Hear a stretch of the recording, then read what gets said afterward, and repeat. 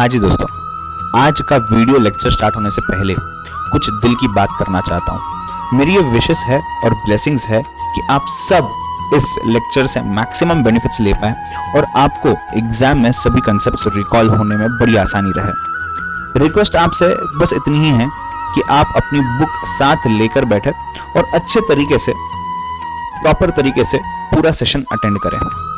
Pray कर रहा हूं कि आपके एग्जाम में वही आए जो आप पढ़ रहे हो, जो आप इस वीडियो में देख रहे हो या खुद पढ़ रहे हो, और आप सभी बेहतरीन मार्क्स से पास हो जाए। चलो एक बार फटाफट से इसी बात पे बढ़िया से स्माइल दे देना। एकदम खुशी से, एकदम फन तरीके से, एकदम तूफान तरीके से पढ़ाई करनी है आपने। पूरा वीडियो देखना है। इसी दुआ के साथ आइए शुरू करते हैं आज के सेशन को।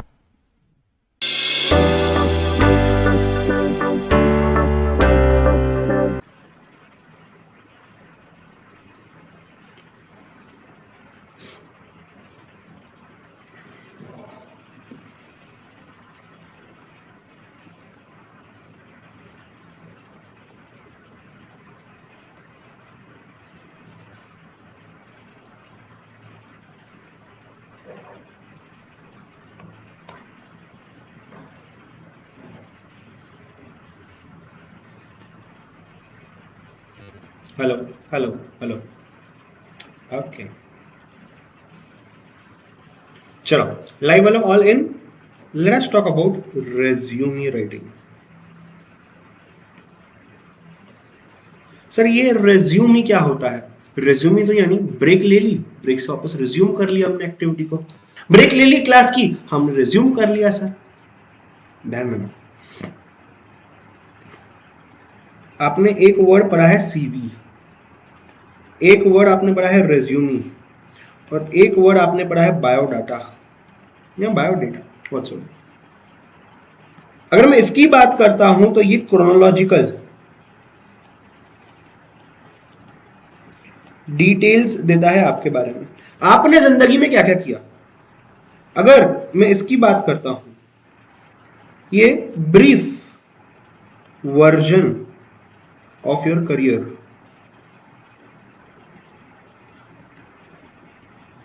मतलब अगर आप फ्रेशर हो तो बेसिकली रेज्यूमे प्रेफर किया जाएगा, जिसमें आप अपने बारे में शॉर्ट में चीजें बताने वाले हो। बेसिकली ये बेसिक कम्युनिकेशन हो गया है, समझ रहे हो। सीवी जब डिटेल में किसको सब एक एक स्टेप बाय स्टेप बताना है, 2008 में ये किया, 2020 में ये किया, 2030 में ये किया, एक्सेट्रा।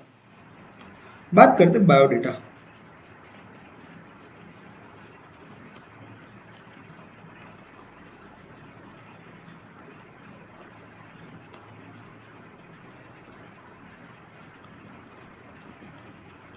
आपकी हाइट, वेट, फोटो, सब कुछ। तो बेसिकली ये समझ लो। हाँ चलो, सो बेसिकली ये बायोडेटा मैट्रिमोनियल पर्पसेस के लिए यूज किया जाता है। मैट्रिमोनियल ब्रीफ वर्जन और वो क्रोनोलॉजिकल डिटेल्स। जितने डिटेल में आप जा सकते हो सीवी में, उतने डिटेल में आपको वहां पे जाने के लिए आप ये कर सकते हो। ठीक है, यहां तक चीज क्लियर है बेटा? हाँ या ना? यहां तक चीज क्लियर है? यस। चलो अब समझते हैं रिज्यूमे में क्या होता है। सर ये लिखना है? नहीं, जरूरत नहीं, समझाने के लिए समझा रहा हूं सर। यहां देखो, एक क्वेश्चन पूछ रहा है एक जन दूसरे को, what do you mean it is not a good resume. मतलब एक इंसान इंटरव्यू के लिए गया है कंपनी में, और जो उसका इंटरव्यू ले रहा है पोटेंशियल एम्प्लॉयर, वो उसको बोल रहा है कि यार ये अच्छा रेज्यूमे नहीं है। तो जो इंटरव्यूवी है, जो इंटरव्यू दे रहा है, वो बोल रहा है it is the most expensive, जो मुझे एक ऑनलाइन ईबे करके ऑनलाइन प्लेटफॉर्म उस पर मिला। तो मतलब क्या मुझे किसी का रेज्यूमे कॉपी करके खुद का रेज्यूमे बनेगा क्या? नहीं, मुझे खुद का ओरिजिनल रेज्यूमे बनाना है। जो मैं खुद हूं वो मुझे रेज्यूमे बनाना है, जो मैं खुद हूं वो मुझे पेपर पे दिखाना है। समझ रहे हो क्या? नहीं, बी ट्रू, जो भी है ट्रूथ लिखना है हमको। अपना खुद के बारे में, अपने बारे में लिखना है, दूसरों के बारे में नहीं लिखना है। इसी को हम बोलते हैं रेज्यूमे, इसी को हम बोलते हैं सीवी, इसी को हम बोलते हैं बायोडेटा। ठीक है, हालांकि तीनों के अंदर थिन लाइन ऑफ डिफरेंस है, तीनों के यूजेस अलग अलग है, जो मैंने आपको बताया हुआ है। समझ रहे हो बात को? हाँ या ना? अब हमको करना क्या है इस चैप्टर में? इस पर्टिकुलर चैप्टर में अगर हमने as a fresher, as an article कहां पे जॉब के लिए अप्लाई अगर किया, तो हम एक एप्लीकेशन लेटर लिखते हैं। सर लेटर का फॉर्मेट तो हमने पढ़ लिया, उसी का एक दूसरा फॉर्मेट है कवरिंग लेटर, तो उसी टाइप का है। और दूसरा है आपका एक्चुअल रेज्यूमे। या तो आपको एग्जाम में सिर्फ ये पूछा जाएगा, या तो ये, या तो आपको एग्जाम में दोनों भी पूछे जाएंगे। ये पूछा गया तो 5 मार्क के लिए, ये पूछा गया तो कम से कम 3 मार्क के लिए, दोनों भी 5 मार्क के लिए। हालांकि अगर आपको कुछ भी चीज लिखनी है 5 मार्क्स के लिए, कम से कम एक पेज तो आपको लिखना ही है। बट सिंस ये फॉर्मेट बेस्ड है, ये फॉर्मेट बेस्ड है, आपका रिज्यूमे लिखते लिखते ही 2 पेजेस करीबन या 1.5 पेज तो जाता ही है। और जो एप्लीकेशन लेटर है इसके लिए आपका एटलीस्ट 1 पेज जाता है। समझ रहे हो? टाइम कितना मिलेगा सर? टाइम मिलेंगे आपको 8 मिनट्स मैक्सिमम, अगर 5 मार्क के लिए आता है। 2 मिनट्स में थिंक, 1 मिनट स्ट्रीमलाइन करो, ऑर्गेनाइज करो, क्या पहले लिखोगे, क्या बाद में लिखोगे, किस तरीके से लिखोगे, और 5 मिनट्स राइट। बाकी के जो 5 मिनट है ये लिखने के लिए यूज करना है। कुछ इस तरीके से आपकी चीज बनेगी। कुछ देखना है इसमें से देख लो, लिखना है लिख लो, go for it fast.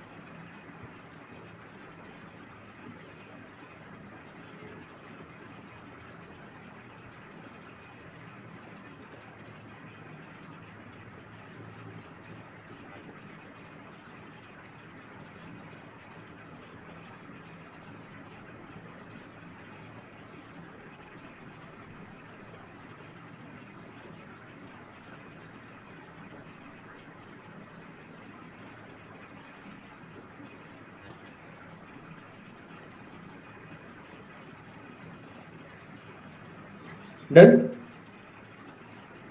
Live वाला कौन कौन लाइव है? अटेंडेंस लगाओ फटाफट, बताओ। यहां तक चीज क्लियर है? चलो सर, ये जो फॉर्मेट से एग्जाम में आते हैं क्या, ऐसा कुछ एक्सप्लेनेशन नहीं आता है यूजुअली, बट एक बार देख लेते हैं। ठीक है, अगर मैं फॉर्मेट की बात करता हूं, एक है क्रोनोलॉजिकल, एक है फंक्शनल, एक है कॉम्बिनेशन, दोनों का मिक्स। इंडिया में मिक्स चीजें बहुत चलती है, मिक्स्ड इकोनॉमी, मिक्स्ड रेज्यूमे, बहुत सारी मिक्स चीजें चलती है इंडिया में।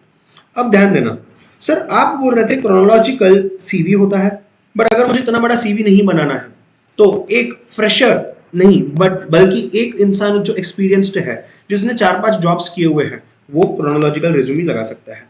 जो फ्रेशर होता है उसके पास एक्सपीरियंस नहीं होता, उसके पास स्किल होती है, वो इसके लिए जा सकता है। यहाँ पे कौन जा सकता है? एक्सपीरियंस्ड जा सकता है। और जो एक्सपीरियंस नहीं है, जो फ्रेशर है, वो यहाँ जा सकता है। और जिसको दोनों भी मिला के लिखने हैं, कॉम्बिनेशन में आ सकता है। समझ रहे हो? एक बार डायग्राम को देख लो।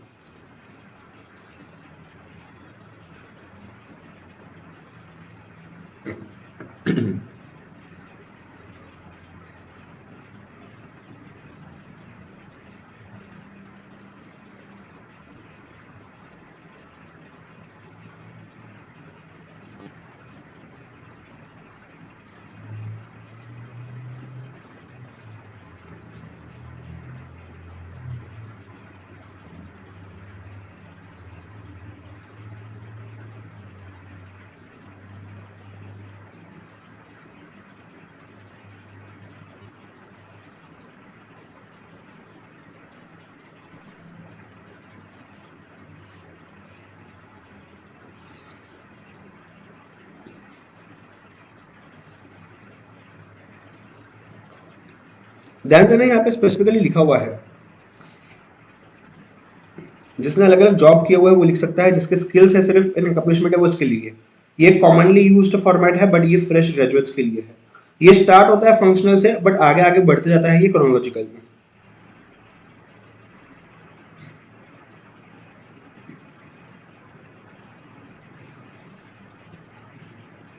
चीज क्लियर है यहाँ तक?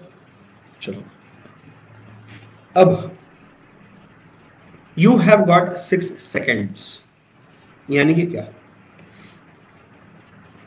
अगर मैं बात करूं प्रैक्टिकली जॉब इंटरव्यू की तो भी 6 सेकंड, अगर मैं बात करूं एग्जाम की तो भी इतना ही। एग्जामिनर के पास टाइम नहीं है ज्यादा आपका ये सब रिज्यूमी मिनट्स ऑफ मीटिंग लिखने के लिए, जितना शॉर्ट फटाफट करोगे उतना अच्छा है। समझ रहे हो बात को, हाँ या ना? ठीक है, कुछ पॉइंट्स जो हम कंसिडर करते हैं लिखने के लिए, अब उन पॉइंट्स को देखते हैं और फिर सैंपल कम फॉर्मेट पे जाते हैं। सिंपल होना चाहिए, देखते ही समझ जाना चाहिए, मिनिमम नंबर ऑफ पेजेस। कई लोग जो फ्रेशर होता है, यानी कि जो नया नया चार्टर्ड अकाउंटेंट बना है, नया नया कंपनी सेक्रेटरी बना है, नया नया कॉस्ट एंड मैनेजमेंट अकाउंटेंट बना है, नया नया ग्रेजुएट निकला है मार्केट में, वो क्या करता है 4 पेजेस का रेज्यूमे। अरे यार 4 पेजेस ऐसा कुछ है ही नहीं तुम्हारे इसमें लिखने के लिए, बट अगर आप एक ही पेज का बनाओगे या 2 पेज का बनाओगे, ये कितना अच्छा रहेगा। समझ लो बात को, ठीक है, शॉर्ट रखना है और आपको कम्युनिकेशन के 6 C's याद रखने हैं, ठीक है। नेक्स्ट,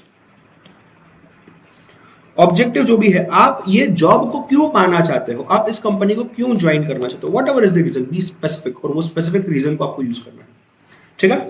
अनट्रुथ नहीं, ओरिजिनल जो भी चीज है जो आपने की है, आप लिख रहे हो मैं बुक पढ़ता हूँ, और यार पढ़ती नहीं हो बुक, उन्होंने तुमको कोई क्वेश्चन पूछ लिया, आप क्या आंसर करोगे, वो सबसे ज्यादा है, ठीक है। Next, chronological, logical flow, coherence, उसकी बात कर रहे हैं यहाँ पे, राइट। उसके बाद इसको पर्सनली अपने स्किल्स तक वगैरह ही सेट रखो, एजुकेशन तक ही, इसमें कम्युनिटी, हम हिंदू है, ये है वो है, ऐसी चीजें मत मिक्स करो। नो डाउट आपको स्पेसिफाई तो करना पड़ेगा, आप कौन से रिलीजन से हो, क्या हो, एक्सेट्रा, ठीक है। सर सीवी अभी लिखते हैं, है ना, एक एक प्रॉपर फॉर्मेट रिज्यूमे हम ड्रॉ करेंगे। ग्रामेटिकल एरर्स हालांकि एग्जाम के लिए आई कैन नॉट से मच, बट यस, जो भी आपकी अच्छी चीजें हैं उसको हाईलाइट करो, ठीक है। चलो नेक्स्ट, जब तक पूछा नहीं गया है एक्सपेक्टेड सैलरी के बारे में बताना नहीं है, एज फार एज अपना एग्जाम इज कंसर्न लिखना ही नहीं, ठीक है। एक बार देख लो,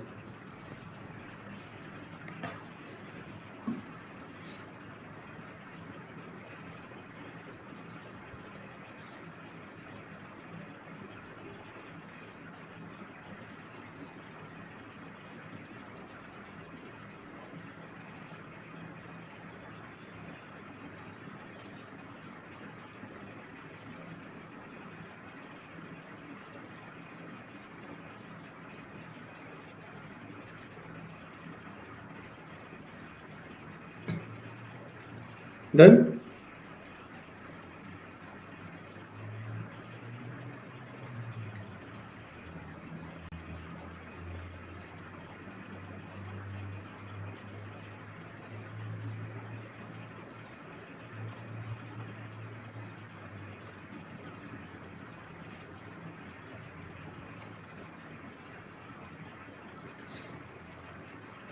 चलो आगे बढ़ते हैं।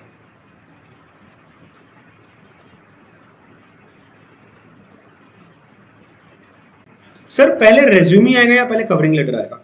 सी, जब मैं बात करता हूं आपको आपका रेज्यूमी देना है, बट ये resume without any application won't make any sense, तो ये कवरिंग लेटर जो है ये आपको लिखना है।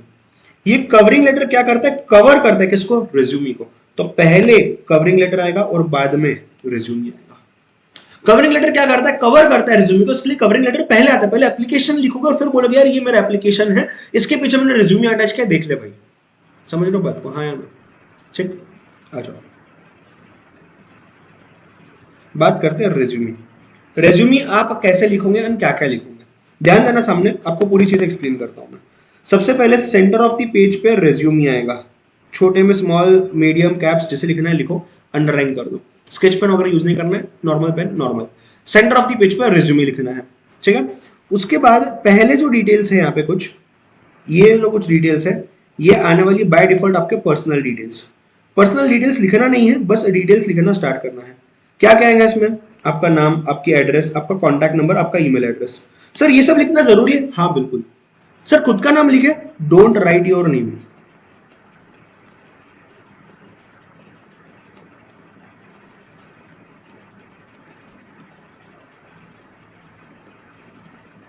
खुद का नाम और ओरिजिनल डिटेल्स नहीं लिखने हैं, एग्जाम में ये अलाउड नहीं है, एग्जाम में ये अलाउड नहीं है। आप कोई फेक नेम डिटेल्स या आपके कोई दोस्त के या कोई ऐसा जस्ट फेक बना के रख दो ना, उसको लिखो, जैसे मैंने सोया रॉय बना के लिखा हुआ है। Address keep it short, address should be very short, very short. इसका लिखना है सिर्फ आपका घर का number, building number, your street name and city, pin code, that's it, खत्म। इसके गली के बाजू में, उस गली के बीच में, इस थिएटर के बाजू में, उस मॉल के सामने नहीं, सिंपल, ठीक है। ईमेल एड्रेस अगेन एकदम सिंपल, पापा की pari@gmail.com, नहीं बाबा ऐसा कुछ मत लिखना, DJ Karan 1958928119 नहीं, नॉर्मल लिखो, soya.rai@gmail.com, @kcindialimited.com, खत्म, बस दैट्स इट, नॉर्मल, ठीक है। उसके बाद आपको आना है ऑब्जेक्टिव, लोग इसको करियर ऑब्जेक्टिव भी बोलते हैं, मतलब लिखने के लिए ही करियर ऑब्जेक्टिव भी लिखते हैं, कोई भी चीज लिखो कोई बात नहीं है, ध्यान देना लिखना क्या है।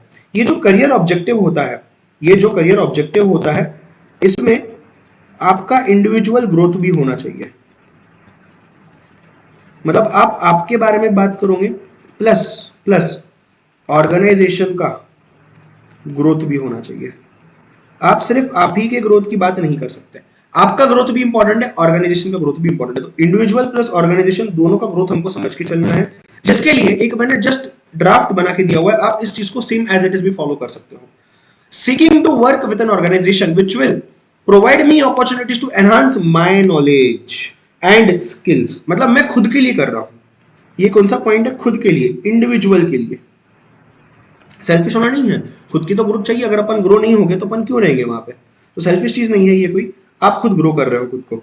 And use the same, utilise मतलब use the same for the benefit of the organisation, मतलब ऑर्गेनाइजेशन के बेनिफिट के लिए भी आप बात कर रहे हो, तो दोनों है कॉम्बो, ये भी आ रहा है और ये भी आ रहा है, ऐसी चीज हमको चाहिए। सर इसके अलावा मैंने खुद से कोई बनाई हुई सेंटेंस अगर है उसको यूज करो, बिल्कुल दिक्कत नहीं है, आप यूज कर सकते हो, कोई दिक्कत की बात नहीं है, ये मैंने आपके लिए एक रेफरेंस बना के रखा हुआ है, आप इसको यूज कर सकते हो, ठीक है। अभी तक मैंने जो भी चीजें बताई है, आप कुछ लिखना चाहो, कहीं मार्क करना चाहो, फटाफट मार्क कर लो, इसके बाद आगे बढ़ते हैं।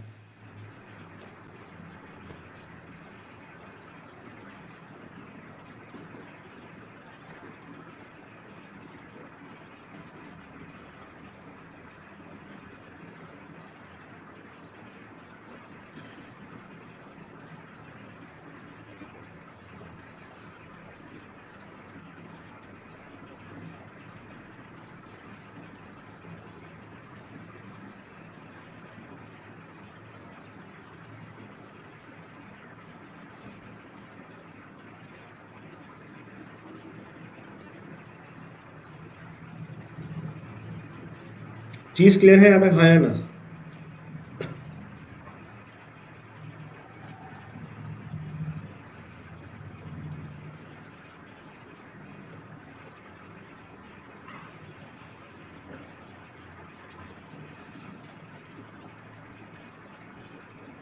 चलो नेक्स्ट पॉइंट पे जाता है, अगर यहाँ तक चीजें क्लियर होगी अगले पॉइंट पे जाते हैं।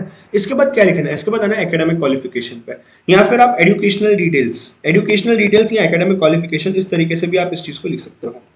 मैं बात कर रहा हूँ इसकी, ये मिसप्रिंट हुआ है ऊपर, वर्क एक्सपीरियंस वो बाद में आएगा, पहले एजुकेशन डिटेल्स। सो आप इसको एकेडमिक क्वालिफिकेशन भी बोल सकते हो, या एजुकेशनल डिटेल्स, या एजुकेशनल क्वालिफिकेशंस, या एजुकेशनल समरी, ऐसा भी आप बोल सकते हो, कोई दिक्कत की बात नहीं है आपके हिसाब से, इट डजंट मैटर। इसमें क्या क्या चीजें आनी चाहिए, मेनली इसमें कितने कॉलम्स आएंगे देखना, यहाँ पे मेनली अगर आप देखते हो there are 5 different columns, serial number आ जाएगा, कोर्स आ जाएगा, कौन से इंस्टीट्यूट यूनिवर्सिटी बोर्ड से किया हुआ है, कौन से ईयर में किया हुआ है, और परसेंटेज।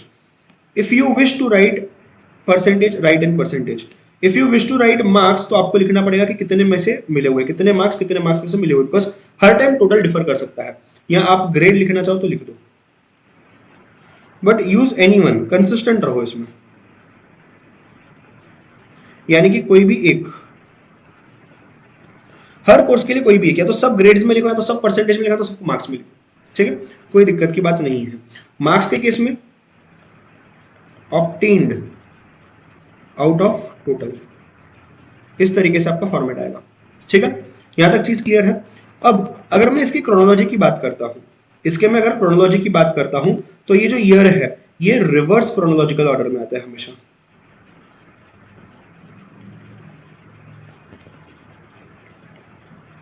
यानी कि क्या, यानी कि उल्टा, लेटेस्ट क्वालिफिकेशन जो ऊपर आएगा, देखो यहाँ पे लेटेस्ट चार्टर्ड अकाउंटेंसी, लेटेस्ट सबसे ऊपर, और ये सबसे ओल्डेस्ट जो है ये सबसे नीचे, तो ये लेटेस्ट से लेके ओल्डेस्ट पे जाता है, यानी कि रिवर्स ऑर्डर में, पहले 18 में, फिर 17 में, फिर 14 में, फिर 20 में, या 12 में, सॉरी, ठीक है।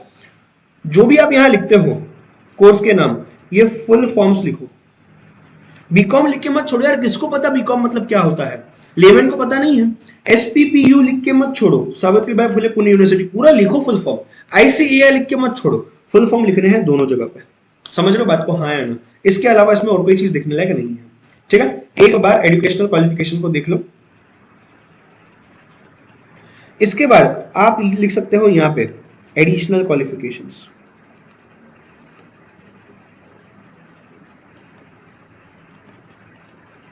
मतलब ये बेसिक एजुकेशन से रिलेटेड नहीं है, बट मैंने एडिशनली किए हुए हैं।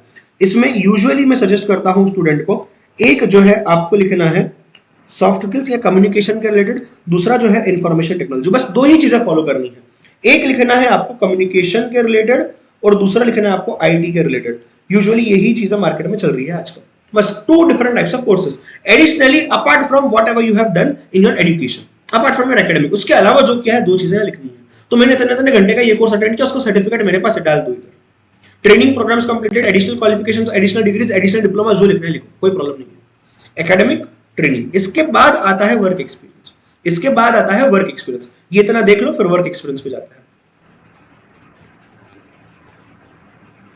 सर ऑब्जेक्टिव लिखना जरूरी है बेटा, ऑब्जेक्टिव लिखना बिल्कुल जरूरी है। अगर आप ऑब्जेक्टिव नहीं लिखते हो, आपके मार्क्स अननेसेसरी कट होंगे एग्जाम में। ऑब्जेक्टिव लिखना बिल्कुल जरूरी है।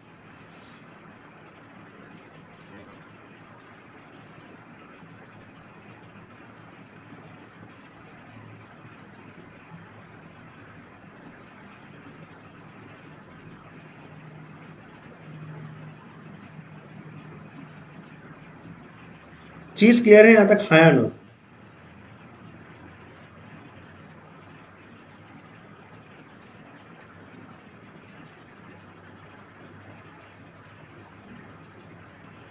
चलो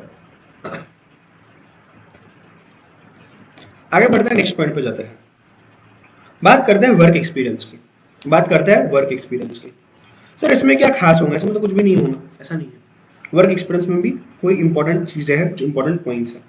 अगर मैं वर्क एक्सपीरियंस की बात करता हूं, वर्क एक्सपीरियंस में पहले तो आपको क्रोनोलॉजिकल ऑर्डर मेंटेन करना है।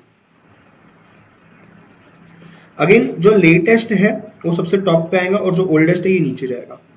इस चीज को तो आपको ध्यान पर रखना ही है, क्रोनोलॉजिकल ऑर्डर फॉलो करना है यहाँ पे भी। अब इसमें एक और ट्विस्ट है, आपको हर बार पहले कंपनी का नाम लिखना है, फिर कंपनी में आपकी पोजीशन क्या है और आपका डिपार्टमेंट क्या है।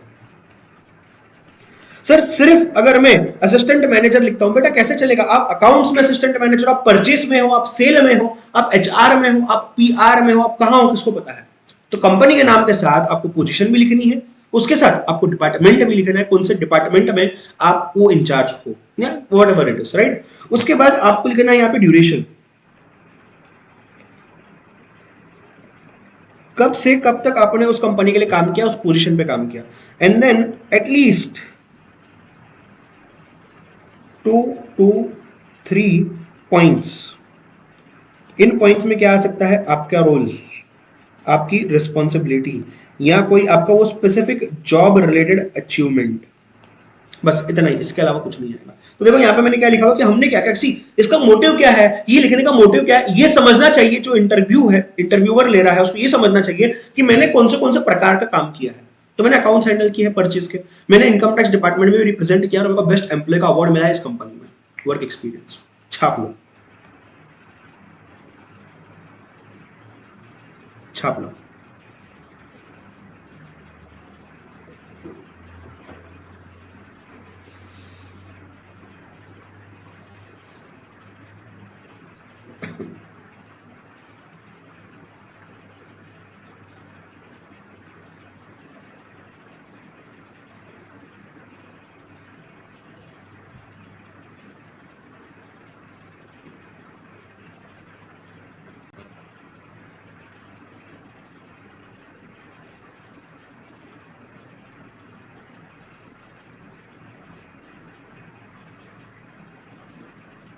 चीज क्लियर है, हाँ या ना?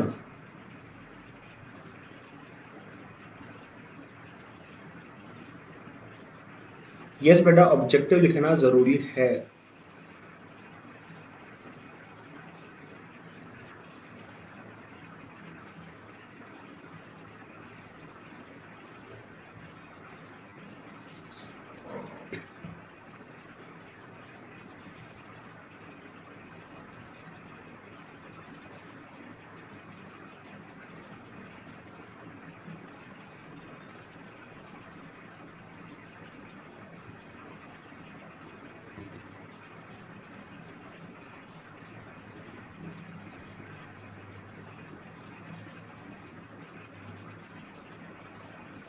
चीज क्लियर है यहाँ तक, हाँ या ना?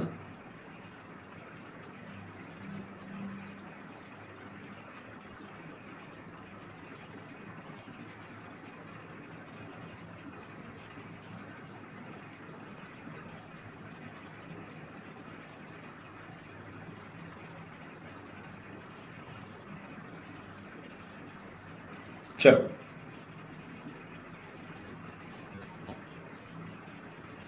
यहां तक अगर चीजें क्लियर है, आगे जाते हैं नेक्स्ट टॉपिक पे। Let's go to next topic. बात करते हैं अचीवमेंट्स की। जूम करता हूं, आप ध्यान से देख पाओगे। सर अचीवमेंट्स तो ऊपर लिखे थे, वो जॉब स्पेसिफिक अचीवमेंट्स थे बेटा। जो अचीवमेंट्स आपको यहां पे मैंने मेंशन करने बोले थे वो स्पेसिफिक जॉब रिलेटेड थे।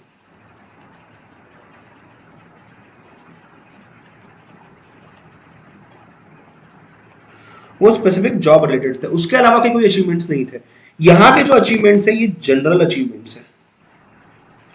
तो आप क्या सजेस्ट करते हो सर, इसमें क्या लिखना चाहिए? मैं सजेस्ट करता हूं यहाँ पे 2 ही पॉइंट लिखने चाहिए। एक पॉइंट कोई सोशल आपका अचीवमेंट होगा, और एक जो पॉइंट होगा या तो करियर में कहीं तो भी, यानी कि आप बोल सकते हो एजुकेशन या फिर जॉब रिलेटेड।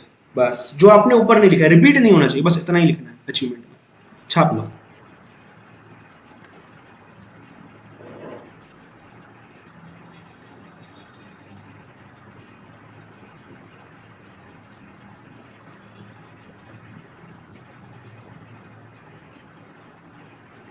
चीज क्लियर है, हाँ या ना?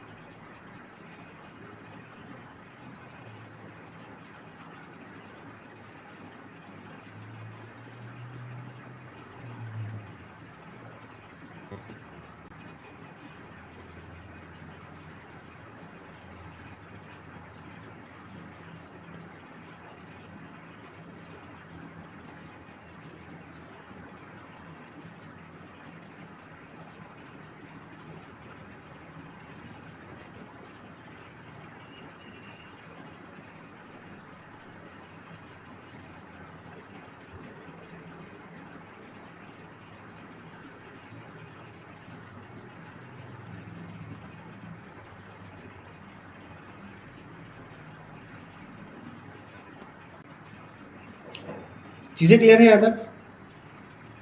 सर ऐसा सब अचीवमेंट्स आपको रियल में मिला हुआ है? No comments on these personal things.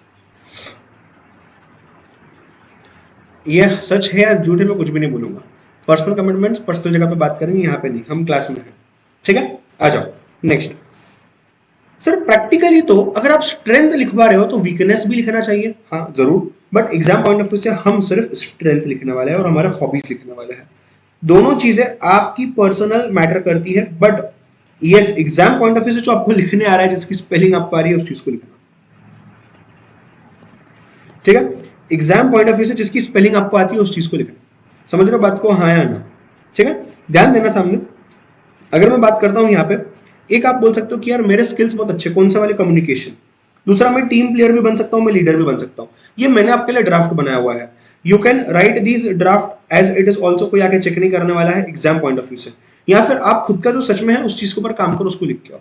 हालांकि जब आप एक्चुअली इंटरव्यू देने जाओगे, जब भी आगे जाके, आपको जो एक्चुअल स्किल है वो आपको लिखना है।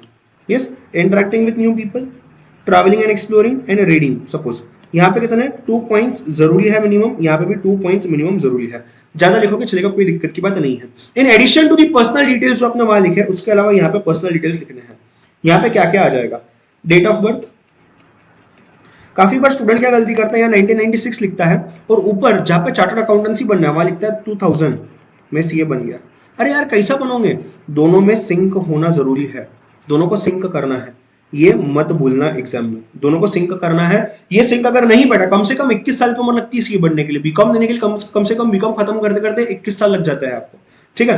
Then you have to write your gender, male female जो भी है, nationality, religion, marital status, single या मैरिड में ही लिखना है, इट्स कॉम्प्लिकेटेड मत लिख के आना। अगर इट्स कॉम्प्लिकेटेड लिखोगे ना तुम्हारा पेपर कॉम्प्लिकेट कर देंगे वहां पर, ठीक है। सो सिंगल, मैरिड जो भी है, राइट। नेक्स्ट उसके बाद लैंग्वेजेस नोन। सी लैंग्वेजेस नोन होना इंपॉर्टेंट नहीं है, जो लैंग्वेज आपको आती है उसकी स्पेलिंग आपको लिखने आती है क्या नहीं वो इंपॉर्टेंट है, उस सबसे को देखना है। लास्ट में एक सेंटेंस है, खुद ही सब कुछ लिख के हमको खुद ही डिक्लेरेशन देने की यार जो भी मैंने लिखा है वो सब सही है। सो आई सोलमली डिक्लेयर, मतलब मैं खुद डिक्लेयर करता हूं कि जो भी मैंने लिखा है ये सब मेरे ही नॉलेज और बिलीफ के हिसाब से ट्रू है एंड करेक्ट है। या इसको आप लिख सकते हो ट्रू एंड करेक्ट, यहाँ पे कोई दिक्कत की बात नहीं है, ठीक है। उसके बाद जहां पे आप इसको लिख रहे हो, जो डेट पे लिख रहे हो, और आपका यहाँ पे नाम एंड सेंड, यहाँ पे क्या आ जाएगा, सिंपली आपका नेम और आपका signature. Sir real fake, obviously fake वाला, रियल वाला नहीं, ठीक है, छाप लो।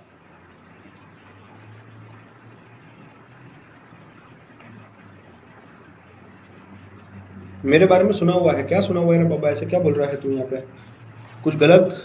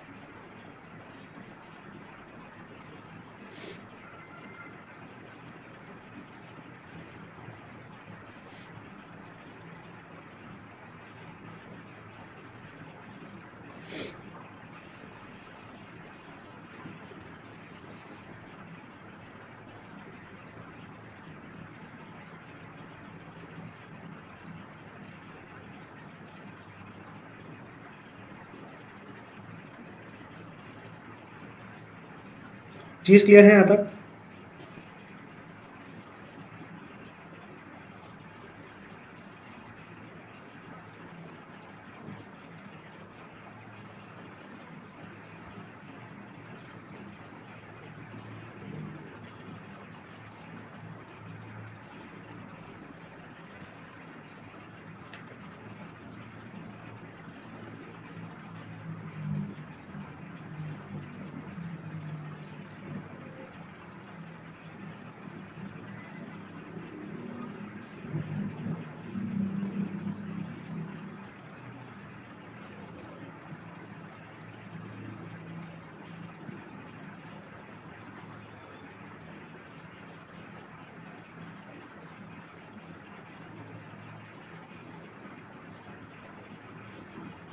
डन। चलो आगे डिस्कस करते हैं इसको। कवरिंग लेटर, रेज्यूमे तो बना लिया, रेज्यूमे तो बना लिया, ये रेज्यूमे किसके अंदर डालोगे? एक लेटर के साथ अटैच करोगे, राइट, एक लेटर के साथ अटैच करोगे। लेटर वही है जो फॉर्मेट हमने कल लेटर राइटिंग में देखा था। सेंडर की एड्रेस आ जाएगी, डेट, जिसको भेजना है, मतलब जो रिसीव करने वाला है इसको, जो इंटरव्यूअर होगा आपका, जो कंपनी होगी, वहां पे जो बंदा होगा उसका नाम, उसका डेजिग्नेशन, मैनेजर, एचआर मैनेजर जो भी है, उसका एड्रेस, सैल्यूटेशन यानी कि डियर सर, रिस्पेक्टेड सर जो भी है, सर मैम, सब्जेक्ट आ जाएगा उसके बाद, and you will start with body. हालांकि आपने शायद ऐसा सुना हुआ है इसके पहले, ये सब्जेक्ट ऊपर आता है, सैल्यूटेशन नीचे आता है, नॉट अ प्रॉब्लम, ये भी सही है, ये भी सही है, जैसे भी फॉलो करो, कोई दिक्कत की बात नहीं है, ठीक है। ये तो सब क्लियर था, यहाँ पे कोई नहीं है, प्रॉब्लम आता है इधर। आप जब बॉडी लिखोगे, इस बॉडी में 3 पैराग्राफ्स होते हैं, राइट। पहला पैराग्राफ जो है, मैं सजेस्ट करता हूं स्टूडेंट्स को रेफरेंस लिखना है, या फिर आप रेफरेंस को यहां भी ऐड कर सकते हो सब्जेक्ट के नीचे, कि मुझे इस पर्टिकुलर जॉब के बारे में टाइम्स ऑफ इंडिया से पता चला, एक व्हाट्सएप मैसेज से पता चला, एक मेरे फ्रेंड से पता चला, या मेरे कोई रिलेटिव से पता चला, जो भी होगा, ठीक है। Next, why do you want to join, why are you interested, और आपका रिसेंट क्वालिफिकेशन क्या है, ठीक है। एंड जो तीसरा चीज है, तीसरी चीज जो है यहाँ पे देखना, आपको रिसेंट अचीवमेंट या स्किल्स के बारे में उसको क्लोज करना है।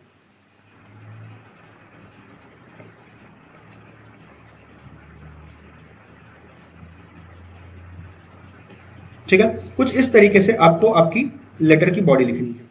इस चीज को छाप लो पहले, उसके बाद मैं आगे बढ़ता हूं लेटर के साथ। गो फॉर इट फास्ट।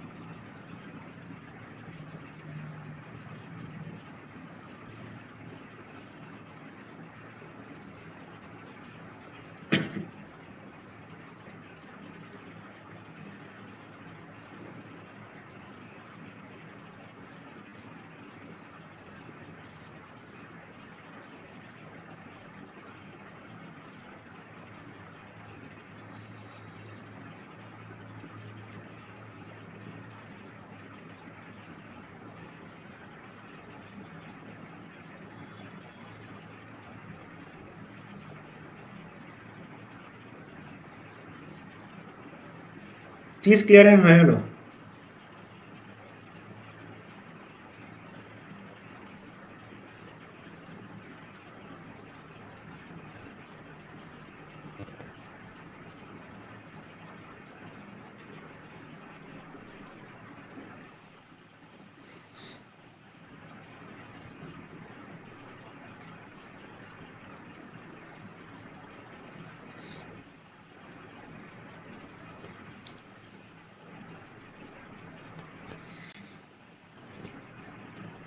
चलो नेक्स्ट पॉइंट पे जाते हैं। याद तक अगर चीज क्लियर होगी तो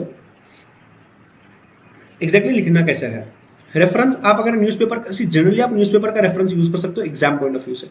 उसके अलावा एक्चुअल में तो जो एक्चुअल रेफरेंस होगा वो पर्टिकुलरली, राइट। सो यहाँ पर this is in reference to your advertisement given in so and so newspaper, जिसका डेटेड सो एंड सो है, for the post of so and so, जो भी पोस्ट किए होंगे आपको लिख सकते हो। ठीक है, नेक्स्ट, रिसेंटली मैंने सीए क्लियर किया with so and so marks in so and so subject, जो भी आपको टॉप मार्क्स होंगे जो भी सब्जेक्ट में। एंड मुझे बचपन से लगता था कि मैंने एक cricket cake kit manufacturing company में जॉब करना चाहिए, इसके लिए मैं आपके आप अप्लाई कर रहा हूँ। सेकंड पैराग्राफ, सिर्फ सुनना। Third paragraph, recent skills and achievement. Recently मैं यही एक लोगों से मिला था जिन्होंने मुझे अप्रिशिएट किया था कि हाँ भाई तेरा क्रिकेट का नॉलेज और अकाउंट्स का नॉलेज बहुत अच्छा है, एक काम कर सीए बन गया ना, अकाउंटिंग के फील्ड में ही रहे बट क्रिकेट केस में जा, for example. And you can right at the end that मैं मेरा रिज्यूमे अटैच कर रहा हूं और मैं रिक्वेस्ट करता हूं आपको कि मुझे इंटरव्यू का एक मौका दो, मैं आऊं और अपने आप को एक्सप्रेस करूं, खत्म। इसी चीज को हम देखेंगे कैसे लिखना होता है। ठीक है, नेक्स्ट लास्ट में क्या आ जाएगा आपका, कॉम्प्लीमेंट्री क्लोज, जहां पे आप थैंक यू एक्सेट्रा बोलोगे। यस, आप ऐसा भी लिख सकते हो इस चीज को, thanking you in anticipation, thanking you in anticipation. Sir ये क्या होता है thanking you in anticipation? Anticipation मतलब एडवांस, आप एडवांस में ही उनको थैंक यू बोल रहे हो। ठीक है, आपका नाम, आपकी साइन। अगर आप चाहो तो यहाँ पे आप एनक्लोजर लिख सकते हो, वहां पे नंबर 1 रेज्यूम, नंबर 2 आपका फोटो, आपके डॉक्यूमेंट्स जो भी है आपको लिखना है लिख सकते हो, xerox copy of documents etcetera, no problem. ठीक है, यहां तक पूरी चीज क्लियर है बेटा। एक क्वेश्चन दे रहा हूं, अगले 20 मिनट में आप उसको सॉल्व करोगे, मतलब 10 मिनट आपको सॉल्व करने दूंगा, 10 मिनट अपन डिस्कस करेंगे उसको उसके बाद, अगर इसको नहीं समझा है तो। ठीक है, किस तरीके से लिखना है, क्या लिखना है बता दो।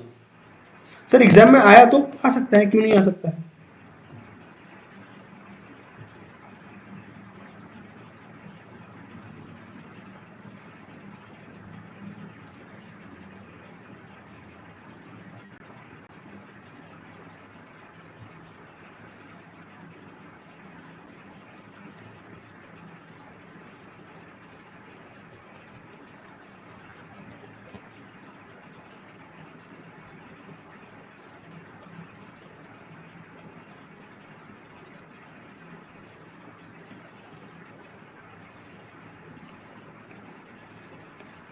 एक होमवर्क है, एक सॉल्व नाउ है। स्टार्ट करो, गो for it fast.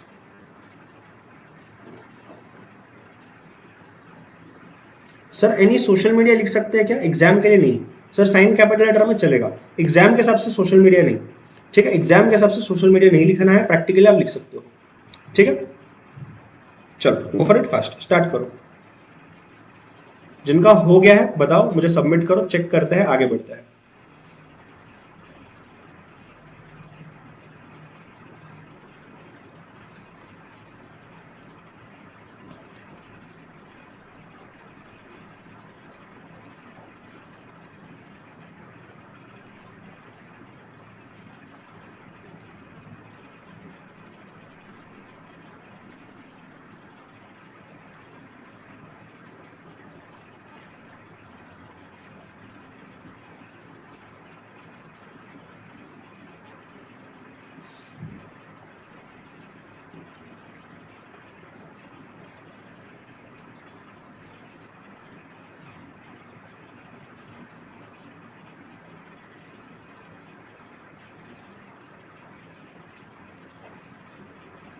Covering letter भी लिखना है दोनों केसेस में, दोनों केसेस में रेज्यूमे भी लिखना है, दोनों भी लिखना है, नो शॉर्टकट्स।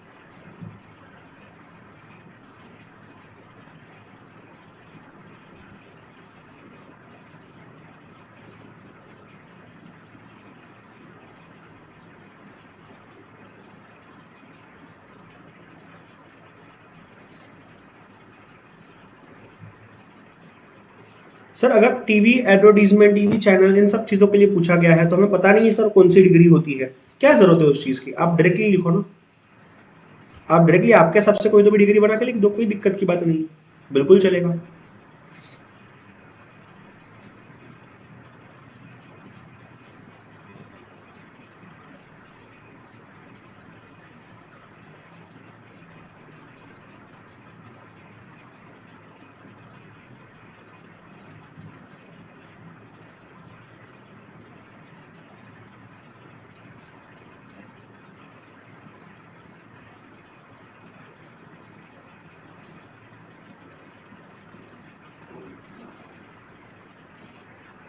चीज क्लियर है यहाँ तक, हाँ या ना? सर ऑब्जेक्टिव बता दीजिए। अब ऑब्जेक्टिव आपके हिसाब से लिख सकते हो कोई भी, कि I want to work for the organisation as well as I want to grow myself, कोई दिक्कत की बात नहीं है। या जो मैंने लिखा हुआ है आप उस चीज को भी कॉपी कर सकते हो as it is, that is also fine.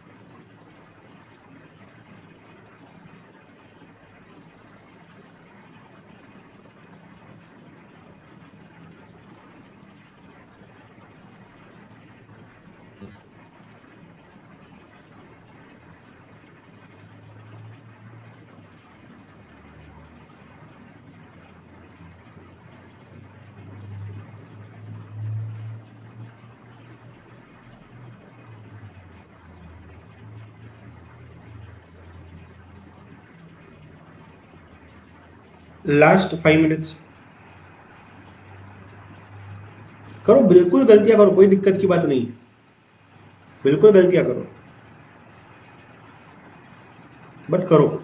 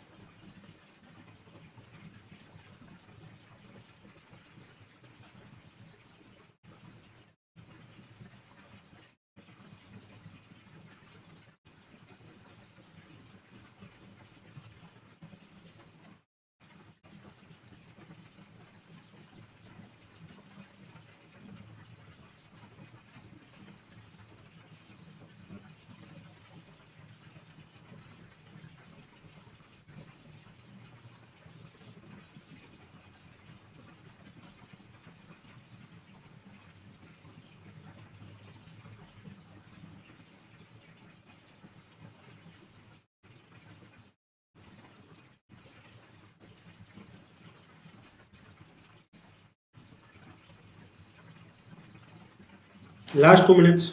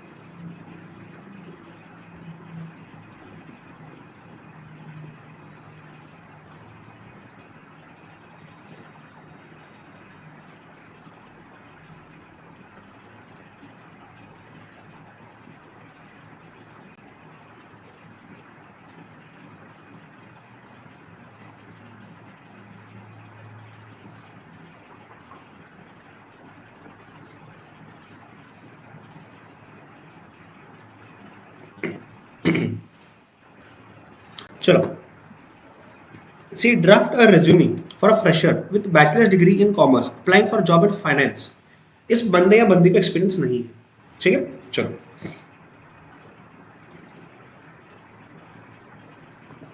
Covering letter का स्टार्टिंग वगैरह सब आप लिख लोगे, मैं आता हूं बॉडी पे। अगर मैं बॉडी की बात करता हूं तो जो पहला पैराग्राफ है ये आएगा रेफरेंस, राइट।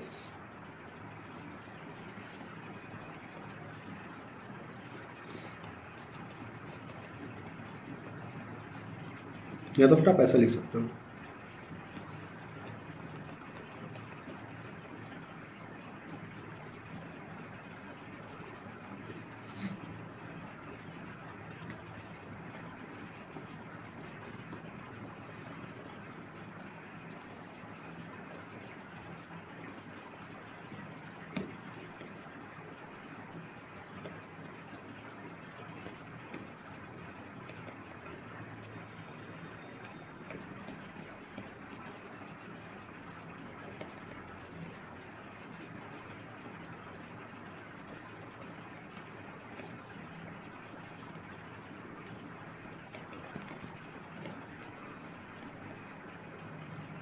फॉर एग्जाम्पल पहला पैराग्राफ डन, आ जाओ सेकेंड।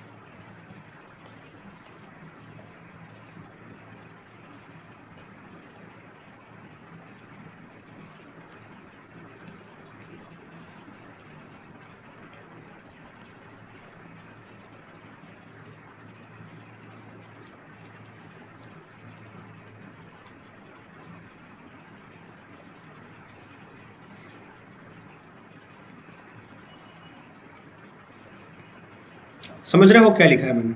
यस, जूम में रखता हूँ, देखना इस चीज को, ठीक है? दोनों चीजें आ गई? अरे हाँ या ना? अब तीसरे पैराग्राफ में क्या आएगा?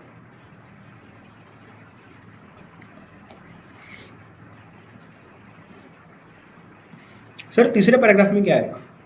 आप ऐसा लिख सकते हो, फॉर एग्जाम्पल,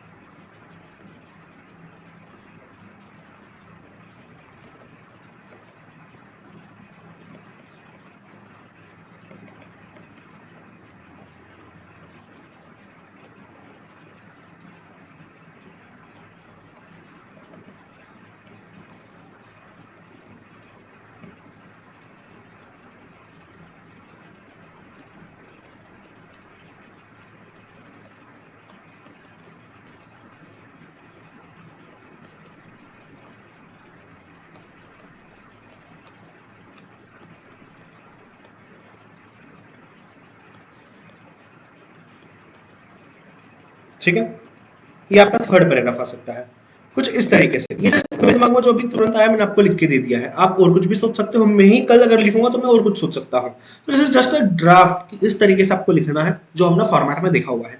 एक एग्जाम्पल आपके लिए, राइट? बॉडी में इसके अलावा और कोई चीज मैं नहीं दिखा रहा हूँ, उसके बाद थैंकिंग यू विद एंटिसिपेशन खत्म। इसी स्क्रीन को वापस से दोबारा से दोहराता हूँ मैं, पहले थर्ड पॉइंट दिखाता हूँ, फिर फर्स्ट और सेकंड फिर से दिखाता हूँ। पॉइंट्स नहीं, पैराग्राफ से आपको डायरेक्ट आंसर लिखना है, पैराग्राफ बीच में लाइन छोड़ के। और रिज्यूम इसके बाद देखते हैं, चलो फटाफट देख लो, गो फॉर इट फास्ट। देखो मैं तीनों पैराग्राफ रीड कर रहा हूं। पहले मैंने क्या लिखा हुआ है, sir I am applying for this post with reference to your advertisement published in the Times of India dated 14th of August 2025. Number 2, recently I have cleared my graduation exam with distinction in March 2025. I have always had a keen interest for finance and your company a reputed one in this sector, and your company is a reputed company है यहाँ पे, and your company is a reputed one in the sector. I wish to apply with you. I have been appreciated at my college for my research and articles in finance stream. I have attached my resume for your ready reference. I am available for, yeah, I will be available लिखना. I will be available for an interview at your convenient time. Given an opportunity, I shall try my best to work hard and prove it. ये रहा सब कुछ आपके screen पे। छापने वाला फटाफट छापना।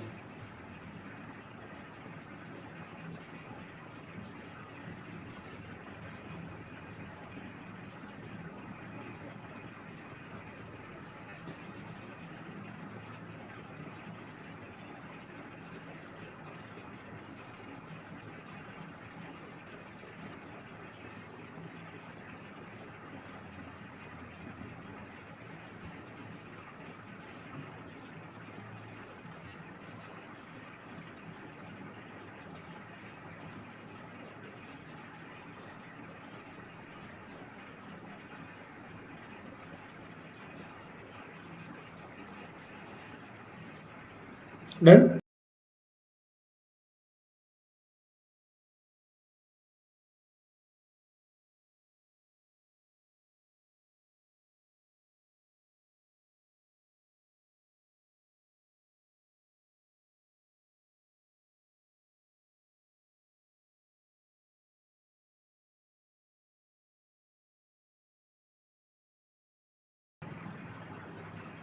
लाइव वाला चीज क्लियर है?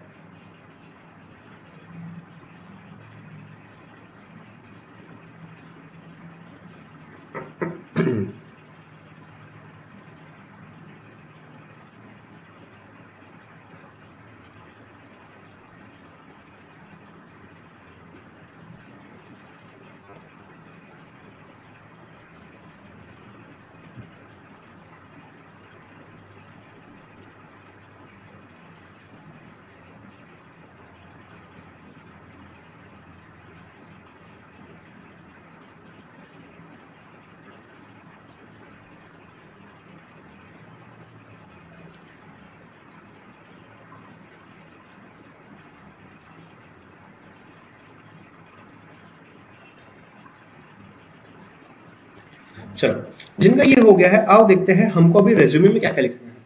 ठीक है,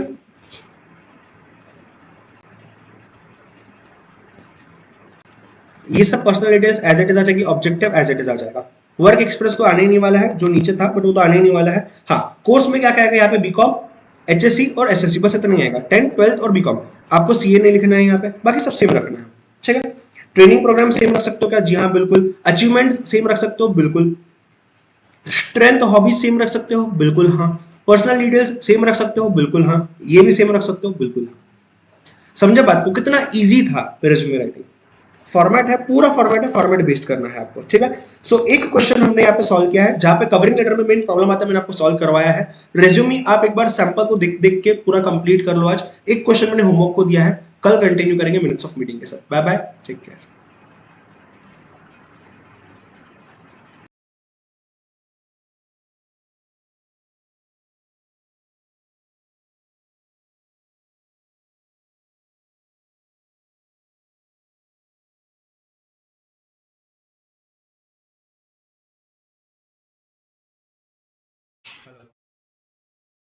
हेलो,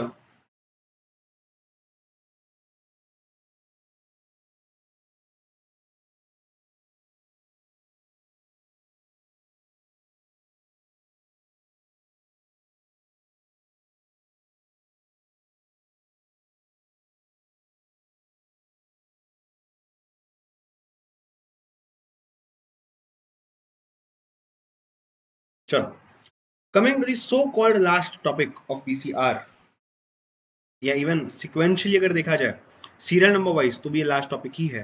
और राइटिंग स्किल अगर देखा जाए तो भी ये लास्ट टॉपिक ही है। राइट, जो फास्ट ट्रैक में लाइव देख रहे हैं मेरे साथ, अपना अभी तक 2 टॉपिक बाकी है इसके अलावा, that is grammar and vocabulary. May be tomorrow and day after tomorrow, 2 दिन में हम उसको भी खत्म कर देंगे। ठीक है, जो भी लाइव देख रहे हैं, अगला 1 घंटा ध्यान देना, अपने को इस चीज को क्लोज करना है अगले 1 घंटे में। राइट, मेरा प्लान कुछ ऐसा है, मैं आपको एक्सप्लेन करूंगा क्या होता है, बैकग्राउंड दूंगा, पूरी तरीके से कंसेप्ट समझाऊंगा कैसे लिखना है। कुछ एग्जाम्पल को हम देखेंगे यहाँ पे, स्ट्रक्चर को देखेंगे हम यहाँ पे, सैंपल को देखेंगे, एंड एक क्वेश्चन आपको प्रैक्टिस करने के लिए दूंगा मैं, और उसको यहाँ पे हम डिस्कस भी करेंगे, और फिर कुछ क्वेश्चन होमवर्क के लिए। ठीक है, चलो, I hope that is clear and fine. कोई लाइव देख रहा है? अगर यस तो प्लीज यस और नो बताओ, प्रेजेंट ही लगाओ, फिर आगे बढ़ते हैं। तब तक ध्यान देना स्क्रीन पे, चित्र पे, इस डायग्राम पे, इस इमेज पे ध्यान देना, क्या लिखा हुआ है, क्या समझ रहे हो इस इमेज में से? रिकॉर्डिंग वालों बताओ, मुझे आवाज आ जाएगा।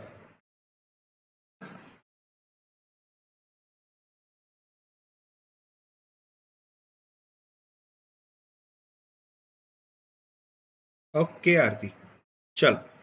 So as you can hear me, I think so my voice is properly audible.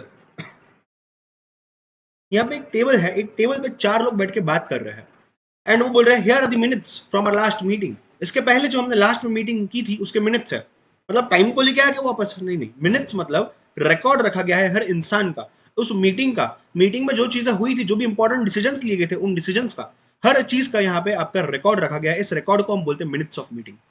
जो भी मीटिंग हो रही है, खास करके कॉर्पोरेट मीटिंग से, इवन फ्रेंडली मीटिंग्स में भी, हम लोग यूजुअली, हमको आदत है व्हाट्सएप पे समराइज करने की, यार हमने ये चीज डिसाइड किया था, हम इस दिन गोवा जा रहे हैं और वहां पे ये चीजें प्लान आउट कर रहे हैं।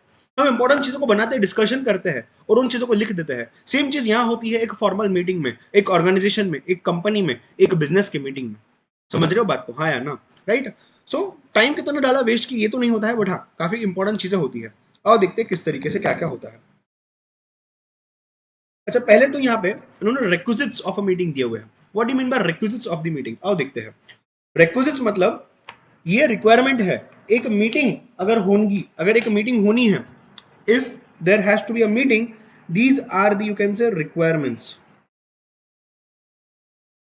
इसको आप प्री रिक्वायरमेंट्स भी बोल सकते हो कि ये चीजें होनी जरूरी है तभी आप मीटिंग ले सकते हो.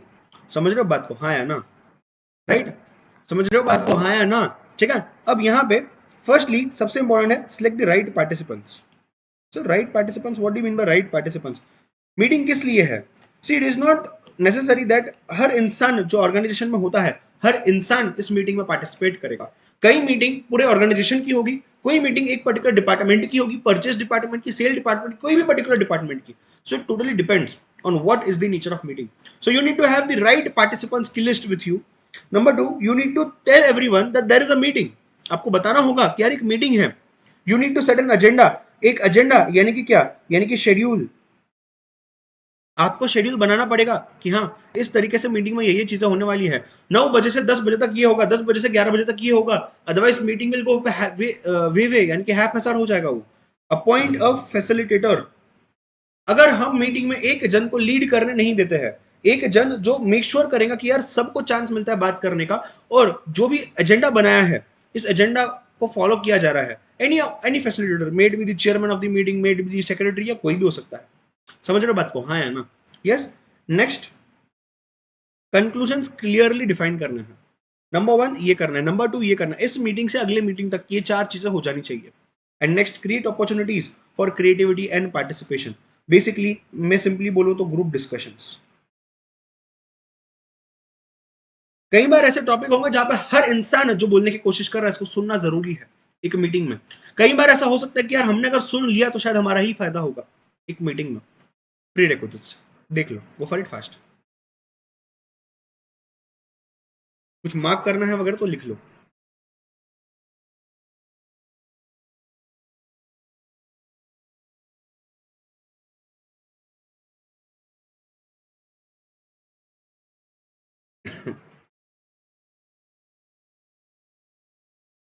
डन.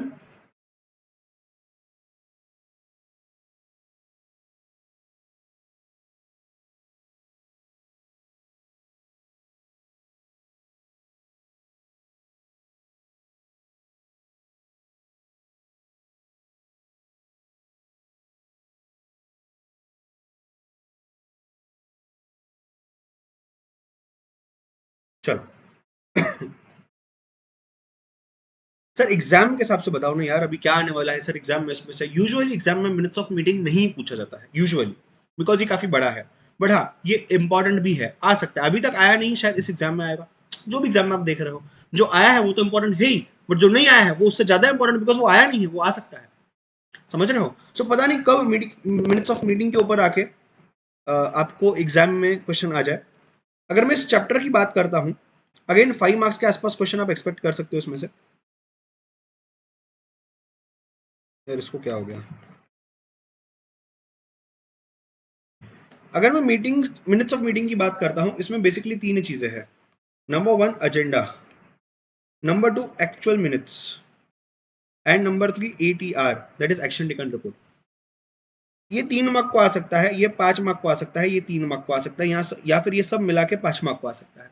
एनी विच वेज आपको एक पेज के आसपास लिखना है, अराउंड 1 पेज. एक पेज है, एक पेज से थोड़ा ऊपर. राइट? सर स्ट्रेटेजी जो आपने बताई थी 8 मिनट की, वही फॉलो करनी है? जी हाँ बिल्कुल. 2 minutes to think, 1 minute to jot down and 5 minutes to write. Same strategy follow करनी है. आ जाओ. एजेंडा क्यों होता है? What do you mean bye agenda? एक शेड्यूल कि इस हिसाब से मीटिंग में चीजें होने वाली है. हर कोई फ्री नहीं बैठा है, सबको बताना पड़ेगा मीटिंग में क्या क्या कितने बजे से कितने बजे तक होने वाला है. समझ रहे हो बात को? हाँ या ना? ठीक है. अब यहाँ पे ध्यान देना क्या चीजें बनती है. ये जो एजेंडा होता है ये आप टेबुलर फॉर्म में डाल सकते हो, नंबर 1. नंबर 2 आप पॉइंट फॉर्म में लिख सकते हो, नंबर 3 आप पैराग्राफ फॉर्म में भी लिख सकते हो. मेरा सजेशन रिकमेंडेशन स्ट्रांगली होता है कि आप बेटा इसको टेबुलर फॉर्म में ही लिखो. रीजन नहीं, नंबर 1 इजीली दिख जाता है, नंबर 2 आप प्रॉपर इसको अच्छे से लिख पाओगे, नंबर 3 टाइम कंज्यूमिंग नहीं है, जल्दी हो जाएगा. ठीक है. एंड नंबर 4 एग्जामिनर को कंफ्यूजन नहीं होगा देखने में, वो डायरेक्टली चीजें दिख पाएंगे जो आप लिख रहे हो उसको. राइट? 5 कॉलम होते हैं. Number 1 time. टाइम और नंबर लास्ट ड्यूरेशन। अगर 9 बजे से कोई चीज स्टार्ट होगी और 9:15 तक वो चीज चल रही है, इसका मतलब उसका ड्यूरेशन 15 मिनट है। कुछ बच्चे होते हैं प्रेशर में 1 घंटा लिख देते हैं। मैं सिर्फ इतना बोल रहा हूं कि आपका आपका जो टाइम है और जो आपका ड्यूरेशन है, ये दोनों भी सिंक में होने चाहिए, सिंक्रोनाइज्ड होने चाहिए। जो भी टाइम आप लिख रहे हो उसके हिसाब से ड्यूरेशन आना चाहिए, इस चीज को ध्यान देना। नेक्स्ट टॉपिक, किस चीज के ऊपर उस 1 घंटे में बात होने वाली है या उस आधे घंटे में बात होने वाली है, etcetera, so on and so fourth. Attendees, कौन कौन अटेंड करने वाला है, और स्पीकर, उस टॉपिक पे कौन बात करने वाला है। समझ रहे हो, ये मैंने बात की कॉलम्स की, तो इजी है, सेम है, हर जगह होगा। अगर मीटिंग में टाइम नहीं दिया हुआ है, कितने बजे से कितने बजे तक मीटिंग है, start with 9 o'clock and end by 2.5 to 3 hours। Sir vertical आपने बता दिया, हॉरिजॉन्टल आओ देखते हैं। सी, एक tea break, introduction, thank you, fix है। ओपन हाउस क्रिएटिविटी के लिए, डिस्कशन के लिए फिक्स है। इसके बीच में दो यहां बचते हैं टॉपिक्स और दो टॉपिक्स यहां बचते हैं। समझ रहे हो, पहला सेशन 10 मिनट का इंट्रोडक्शन होगा जहां पे चेयरमैन बात करेगा। लास्ट सेशन थैंक यू का होगा 10 मिनट का, जहां चेयरमैन बात करेगा। बीच में एक टी ब्रेक होने वाली है यहां पे, जहां पे कोई बात नहीं करेंगे, all attendees will be there. अभी लंच ब्रेक, डिनर ब्रेक सब मत लेटे बैठो, सिर्फ टी ब्रेक होगा 10 से 15 मिनट का मैक्सिमम। नेक्स्ट यहां पे open house, open house compulsory हर मीटिंग में होने वाला है, irrespective of what meeting is held and where it is held. Open house में क्या होगा, ओपन हाउस में क्वेश्चन एंड आंसर्स कोई भी किसके साथ डिस्कस कर सकता है, स्पीकर कोई स्पेसिफिक नहीं होगा, कम से कम 20 से 25 मिनट देने हैं इसको। अब सर ये तो दो चीजें हैं, और ये जो दो चीजें हैं इनका क्या, ट्राई करना, यहाँ पे जो लिखोगे ये पास्ट वाली चीजें होंगी और यहाँ पे जो चीजें होंगी ये फ्यूचर वाली चीजें होंगी। मतलब जहां पे भी डेटा के ऊपर बात करनी है कि यार किस तरीके से चीजें हुआ करती थी, वो सब टी ब्रेक से पहले। और जहां पे आप बोलने वाले कि यार आगे कैसे होने वाली है चीजें, या आप डिसीजन लेने वाले हो, वो सब आएगा आगे फ्यूचर में। समझ रहे हो बात को, हाँ या ना। सो डिस्कसिंग अपकमिंग स्ट्रेटेजीज की, पहले क्या स्ट्रेटेजीज यूज की थी, अभी आगे क्या यूज करनी चाहिए, ऊपर। प्रोजेक्ट रिपोर्ट यानी कि क्या, कॉस्ट कितना गया है, पैसा कितना गया है, ऊपर। मार्केट में क्या चल रहा है उस हिसाब से हम क्या करने वाले हैं, इधर कॉस्टिंग। यहाँ पे एक बार एजेंडा देख लो, वो फॉर इट फास्ट, 2 मिनट देता हूं।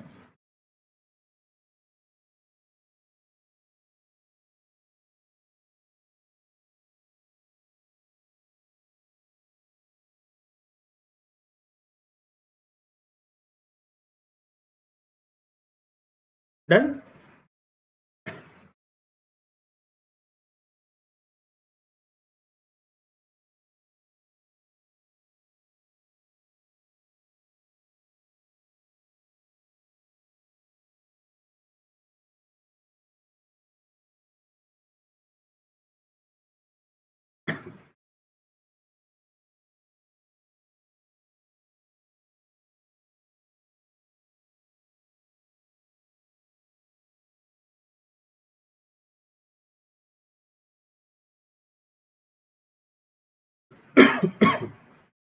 चीजें क्लियर है, हाँ या ना।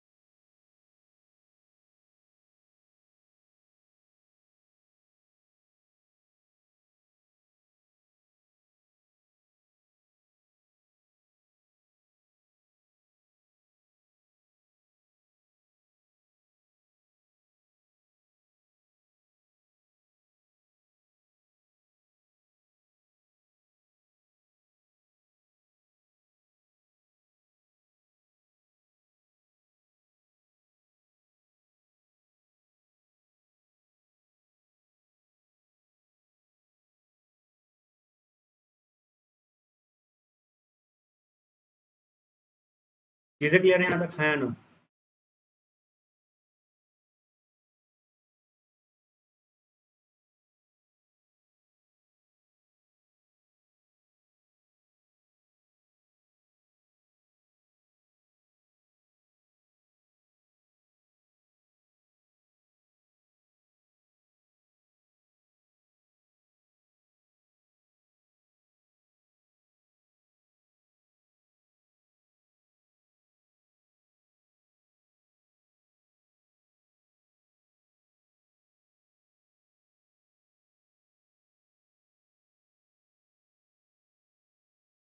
ध्यान से देखो, कोई भी चीज जो नहीं समझी है you can ask me right away.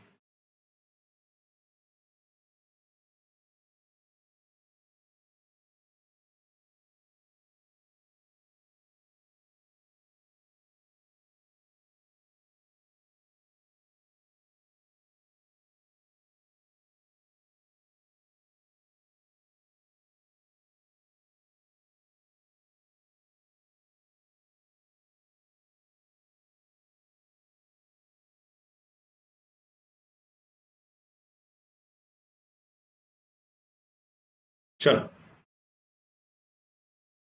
I think so यहां तक चीज क्लियर है। यस। चलो बात करते हैं, अगर मैं मिनट्स लिखता हूं अभी, अब ये मेन चीज आती है। एजेंडा तो समझ लिया, एजेंडा के हिसाब से मीटिंग चलेंगी। मिनट्स लिखता कौन है? ये काम होता है सेक्रेटरी का यूजुअली। सर कौन सा सेक्रेटरी? कंपनी सेक्रेटरी, कंपनी का सेक्रेटरी, यस, या उस मीटिंग का सेक्रेटरी, उस ग्रुप का सेक्रेटरी, या anyone else assuming that that person is the secretary for that meeting.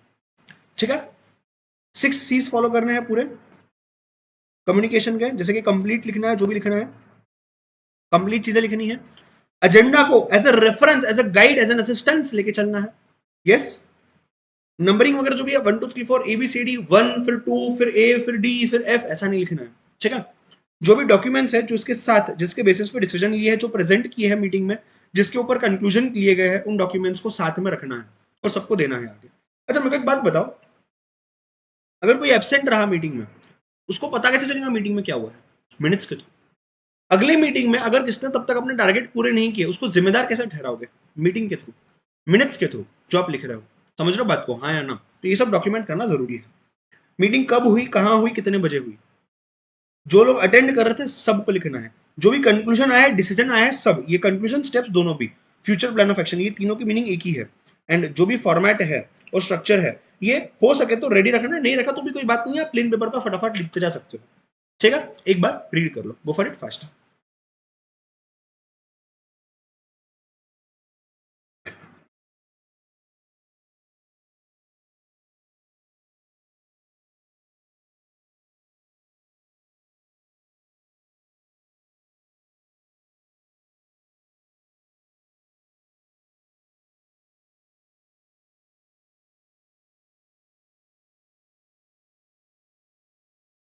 Done.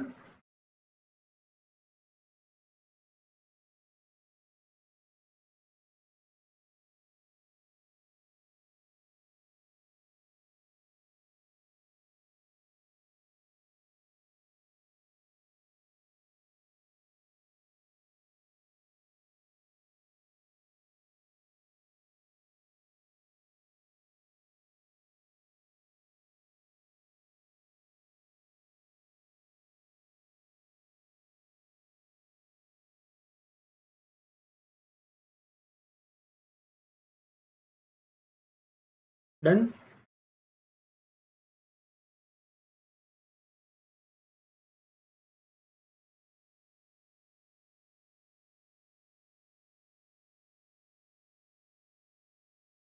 चलो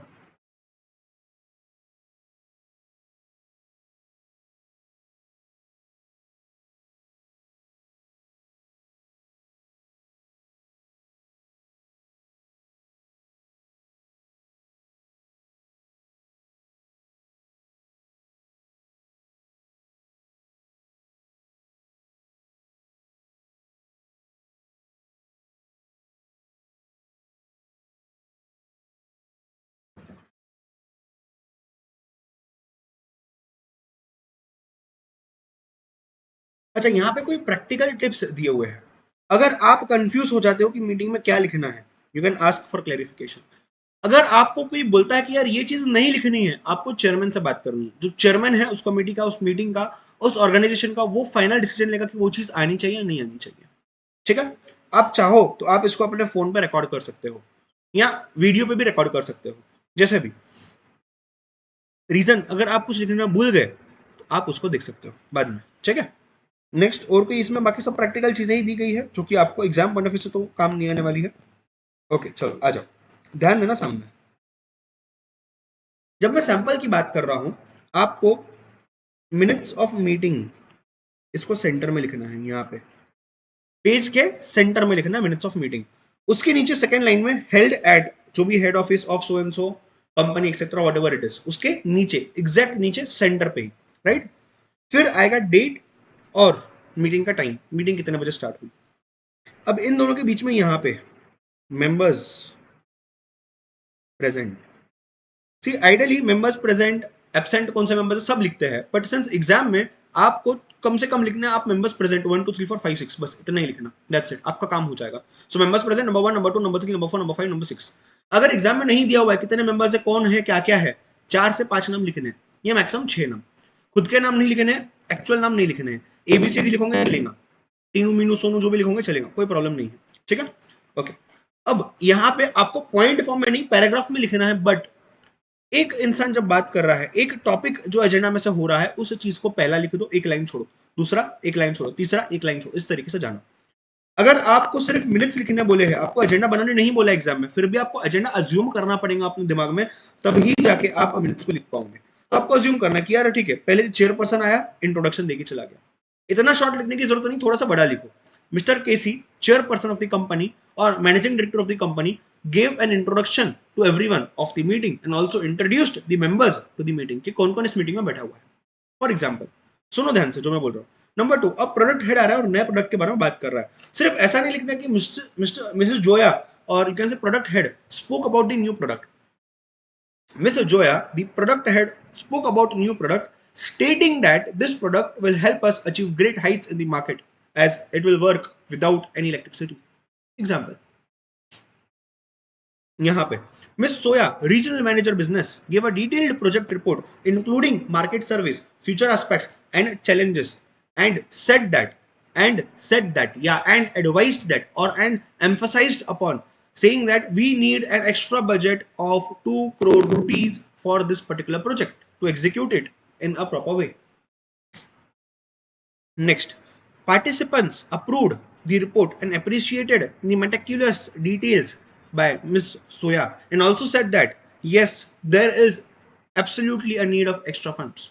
मैं जस्ट एक्सटेम्पोर बोल रहा हूँ जो मेरे दिमाग में आ रहा है, आप इस तरीके से ही कुछ लिखना है आपको, कुछ ऐसा एकदम भारी सोच समझ के नहीं लिखना है, बस something related to the topic, बस आपको इंट्रोड्यूस करते समय, बस सजेस्टेड आंसर में तो कुछ होंगे ही नहीं ना, समझ रहे हो बात को। नेक्स्ट, अगर आप बात करते हो उसके बाद एक टी मीटिंग की, अब टी ब्रेक देना है।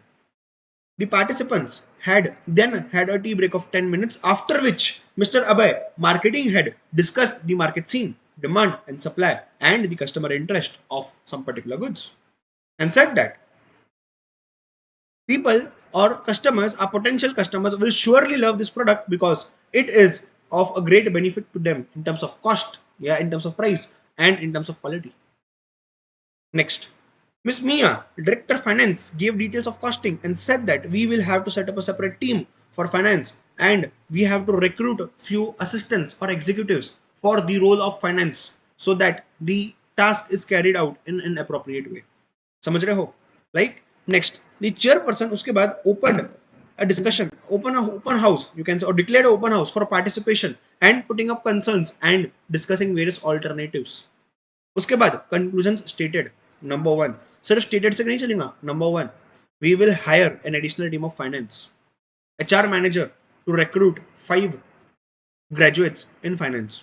Number 2, additional budget of 2 crore rupees is to be allotted for purpose of marketing of this product. Number 3, आप बोल सकते हो meticulous details presented by Ms. Soya in her report is to be submitted with say government department जो भी है. Proposals for more funds put forward. Tenders to be released. लिखना है, लिखो, नहीं लिखा तो भी चलेगा, वो कंक्लूजन्स के पार्ट है। ATR, action taken report to be submitted by 10th of May 2019. जिस दिन मीटिंग होती है उसके 10 से 15 दिन या अगली मीटिंग होने से पहले इस ATR, एक्शन टेकन रिपोर्ट, यानी कि हमने जो एक्शंस यहाँ पे बोले, जो कंक्लूजन्स यहाँ स्टेट किए, उनको एग्जीक्यूट कर लिया है, इसकी रिपोर्ट सबमिट करनी होती है, जिसको हम बोलते हैं एक्शन टेकन रिपोर्ट। ठीक है, आई होप जो भी मैंने पिछले 2 मिनट में बोला है इसमें से आपको कुछ लिखना है, आप लिख सकते हो, वो फॉर इट फास्ट।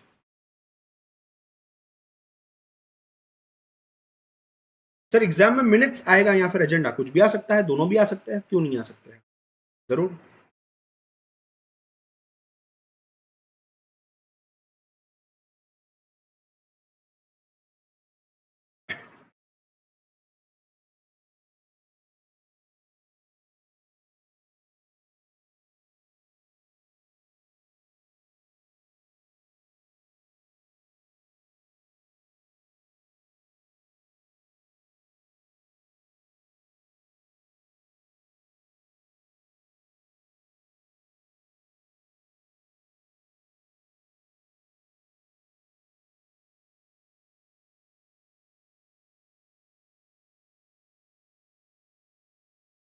चीजें क्लियर है, हाँ या ना?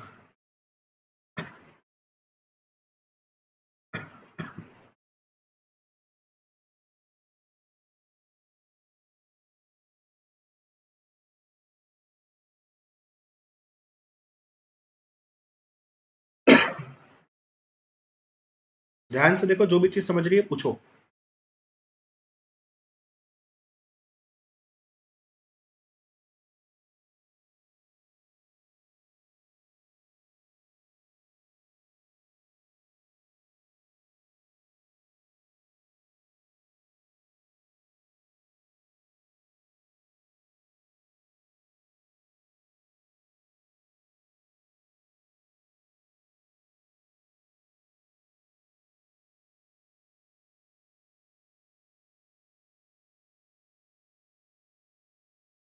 डन।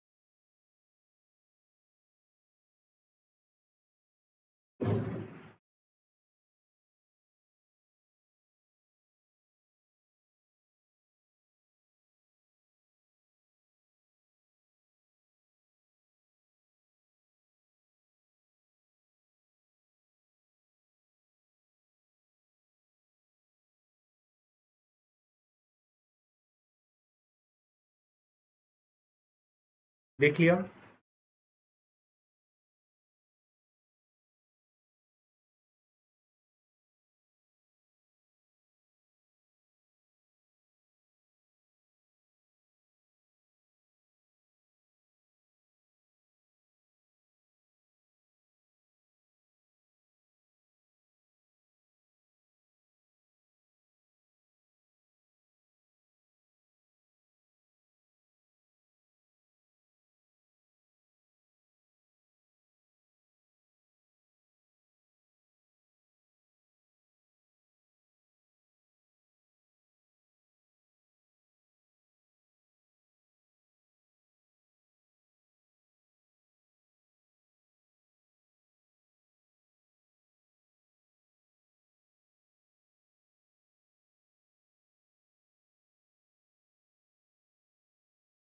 ओके, चलो जाते हैं लास्ट पार्ट पे, एक्शन टेकन रिपोर्ट पे।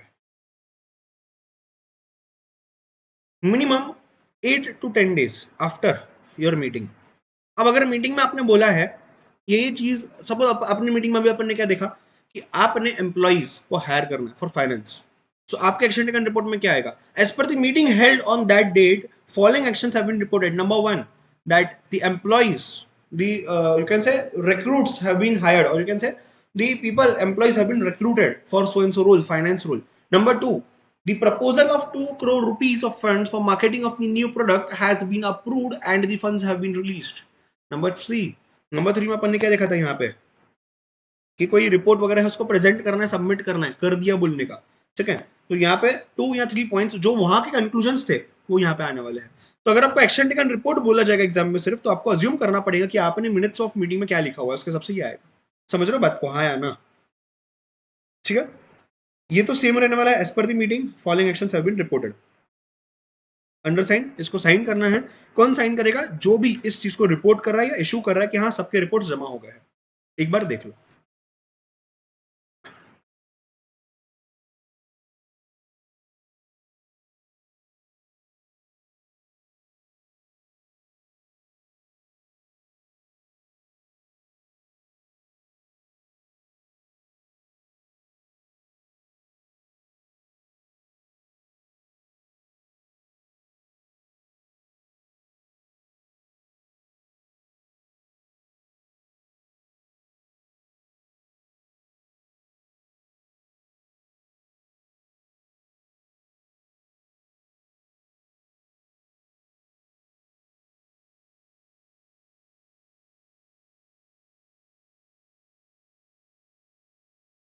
डन।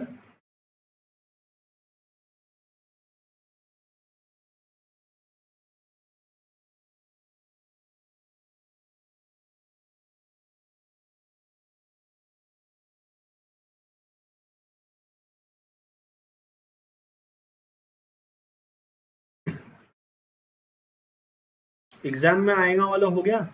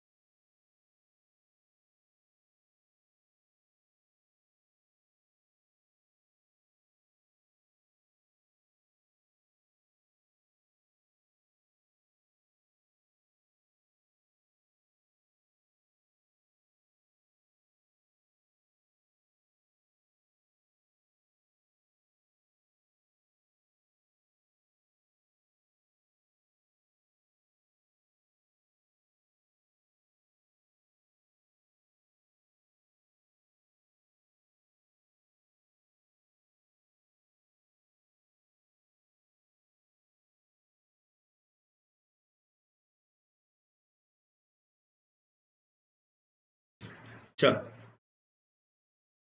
एक क्वेश्चन।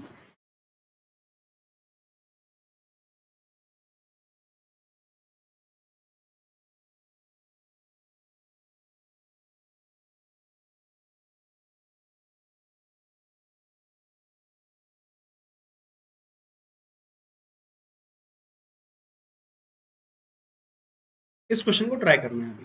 तो क्वेश्चन नंबर 5 क्या बोलता है? Your company Mahi cricket limited is launching a new product, maybe a bat, maybe some cricket related thing. Prepare minutes of meeting for the same. Members in the meeting are MD, Managing Director, Head of Sales and Marketing, Product Head, Consultants and few team members. मुझे आपके पास से चाहिए number 1 agenda, number 2 मुझे चाहिए minutes, number 3 मुझे चाहिए ATR। 10 minute का time देता हूं, ट्राई करो, गो फॉर इट फास्ट।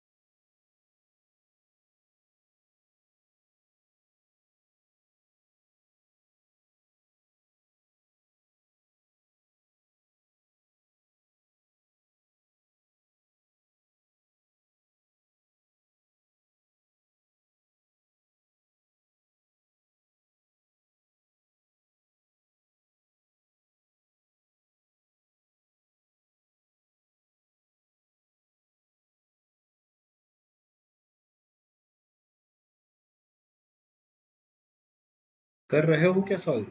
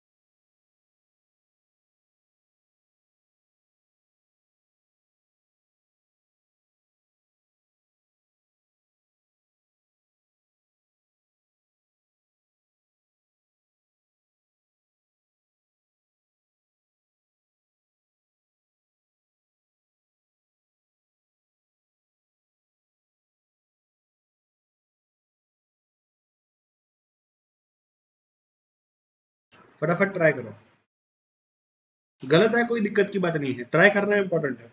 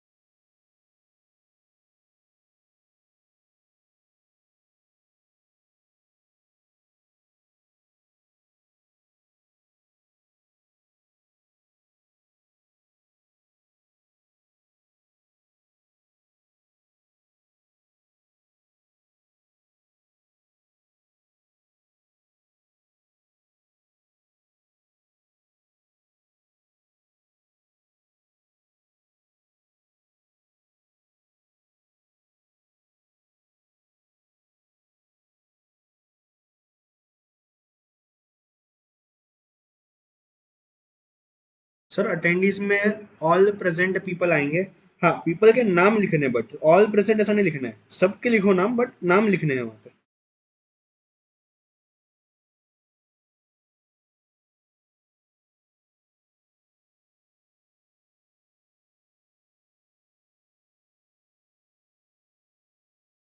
अच्छा, आप में से किसी का क्वेश्चन होगा कि सर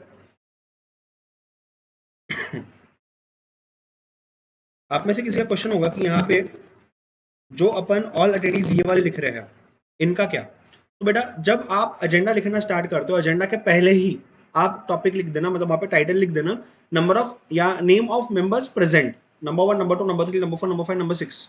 उनका नाम mister A sales manager, mister B MD, mister 3 chairman, mister 4 secretary, जो भी है। और नीचे ब्रैकेट में ऑल अटेंडीज लिखना, और फिर यहाँ पे ऑल अटेंडीज लिखना, कोई दिक्कत की बात नहीं है। ठीक है, उस तरीके से आप उसको लिख सकते हो।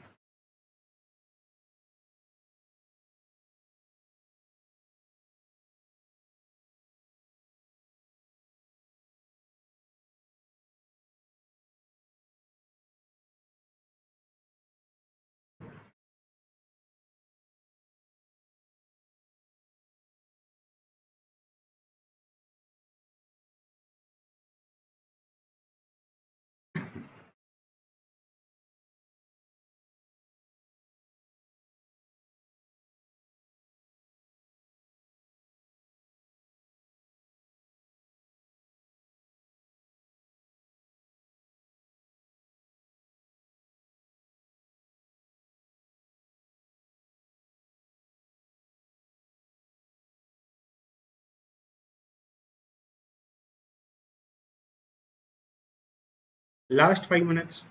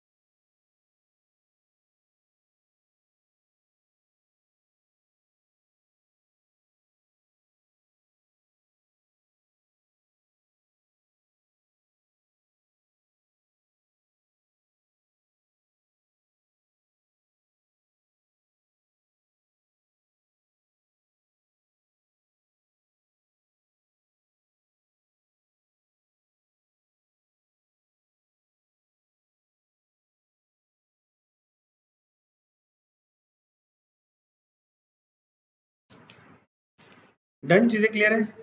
यस, कर पा रहे हो सॉल्व? चलो, जिनको नहीं समझ रहा है ध्यान देना, मैं एक्सप्लेन करता हूँ इस एग्जांपल को एंड देन स्टॉप करेंगे और आप आपके एंड पे बाद में ट्राई कर सकते हो। पहले तो आपको क्या करना होगा, सबसे पहले आपको लिखना होगा एजेंडा। एजेंडा में अगेन वही आपके यहाँ पे टाइम आ जाएगा, पर्टिकुलर्स आ जाएगा या टॉपिक आ जाएगा।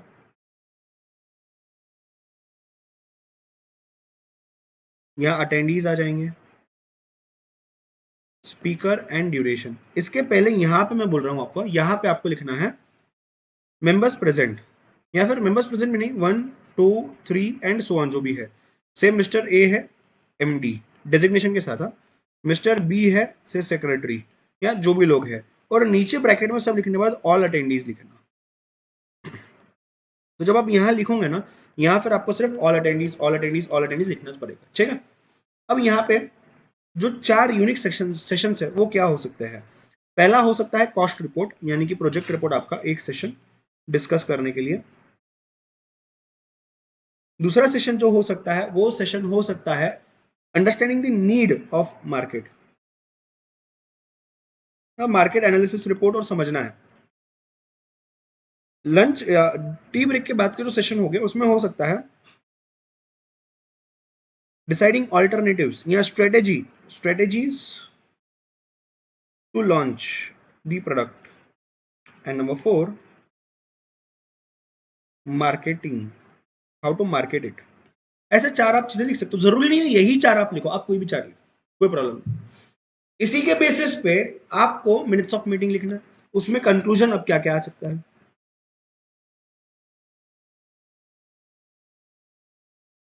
अच्छा, अब एक बार अगर आपको एक ही क्वेश्चन में एग्जाम में मिनट्स ऑफ मीटिंग और एजेंडा पूछा और आपने यहाँ पे मेंबर्स प्रेजेंट लिख दिया है, वापस मीटिंग में जाके मेंबर यू कैन से वापस मिनट्स में जाके आपको मेंबर्स प्रेजेंट लिखने की जरूरत नहीं है, एक ही बार लिखना, एक ही बार, ठीक है। अब यहाँ पे कंक्लूजन्स में you can write down number 1, number 2, number 3। अब किस बारे में बात हुई थी यहाँ पे बात हुई थी कि आपको नया प्रोडक्ट लॉन्च करना है। Number 1, ₹100 crore is to be sent for approval. Proposal of ₹100 crore approval के लिए भेज दिया है सीईओ को या सीएफओ को, right. Number 1। Number 2, marketing plan. ये marketing team to work upon marketing plan, कैसे लॉन्च करना है। 2 कंक्लूजन बस हो गए, कोई प्रॉब्लम नहीं है। अब एक्शन टेकन रिपोर्ट में जब आप जाओगे, एक्शन टेकन रिपोर्ट में आपको लिखना होगा नंबर 1 सीएफओ ने अप्रूव कर दिया और नंबर 2 मार्केटिंग वालों ने मार्केटिंग प्लान को सीईओ के पास सबमिट कर दिया। समझ रहे हो बात को, हाँ या ना? कुछ इस तरीके से आपको पॉइंट्स लिखने हैं, सिर्फ दैट्स इट। इतना लिखा सर तू भी चलेगा क्या? तू भी चलेगा, सिर्फ उसको फॉर्मेट प्रॉपरली डाल के लिखना है, ठीक है।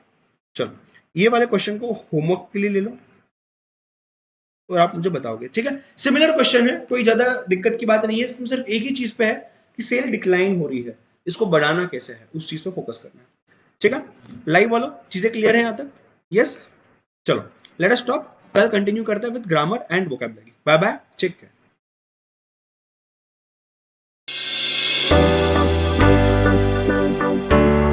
जी दोस्तों, आशा करता हूं कि आप सभी को इस वीडियो लेक्चर में जो भी कवर करवाया गया है वो सब बढ़िया तरीके से समझ आ गया होगा और आप इसको अच्छे से रिवाइज करके याद भी कर पाओगे। आप दोबारा से इस वीडियो को देख सकते हो जरूर, या वो स्पेसिफिक पार्ट देख सकते हो। आपके जो भी डाउट्स होंगे आप वो हमारे टेलीग्राम ग्रुप पे जो खास आपके लिए बनाया है उसको ज्वाइन कर सकते हो। जी हाँ, आपके लिए खास नया ग्रुप बनाया हुआ है जहां हम सब एक दूसरे की क्वेरी सॉल्व कर सकते हैं, एंड नहीं हो पाई तो मैं तो हूं ही आपकी क्वेरी सॉल्व करने के लिए उसमें। सो उस ग्रुप को आप जरूर ज्वाइन कर सकते हो, आपके दोस्तों के साथ भी शेयर कर सकते हो। चलिए फिर मिलते हैं अगले वीडियो लेक्चर में। Lots of love and lots of strength. God bless you.